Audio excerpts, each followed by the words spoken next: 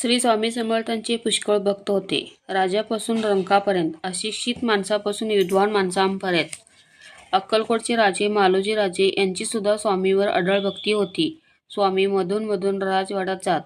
एकदा स्वामी राजवाड्यात गेले, देवघरात जाऊन बसले.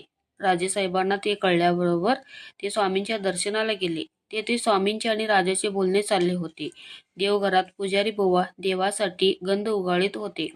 तेवढ्यात एक उंदीर आला आणि समईतील वात खाऊ लागला. पुजारी बुवांनी हे पाहिले. त्यांना राग आला. रागाने त्यांनी चंदनाचे खोड उंदरावर फेकले. उंदीर तात्काळ मेला. मेलेला उंदीर बाहेर टाकण्यासाठी पुजारी बुवा बाहेर जाऊ लागले. स्वामींनी हे पाहिले.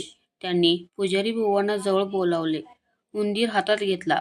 झोपाळ्याच्या कडीतून स्वामींनी उंदराला फिरवलं. मग म्हणाले, बच्चा जाव. त्याबरोबर उंदीर जिवंत झाला. निटून उडी मारून पळाला. हा चमत्कार राजांनी आणि पुजारी बुवांनी पाहिला. स्वामींच्या अद्भुत लीलेने ते अवाक झाले. या अद्भुत चमत्कारानंतर पुन्हा असाच एक चमत्कार स्वामींनी केला. एकदा स्वामी राजवाड्याच्या बागेत हिंडत होते. सहज त्यांचे लक्ष एका हुजऱ्याकडे गेले. हुजऱ्याच्या हातात सोन्याचा चौफुला होता. स्वामींनी हुजऱ्याकडून चौफुला घेतला आणि विहिरीत टाकला. मालोजी राजांनी हे पाहिलं, पण ते काही बोलले नाहीत. स्वामींच्या सामर्थ्यावर त्यांचा विश्वास होता. दुसऱ्या दिवशी स्वामी पुन्हा आले. विहिरीजवळ गेले आणि म्हणाले, पोहरा आणा. मालोजी राजांनी पोहरा आणला. तो विहिरीत सोडला. पोहरा विहिरीतून वर आला. सगळेजण उत्सुकतेने पाहू लागले.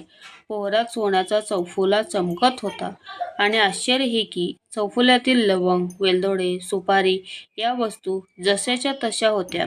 रात्रभर पाण्यात राहून जराही भिजल्या नव्हत्या.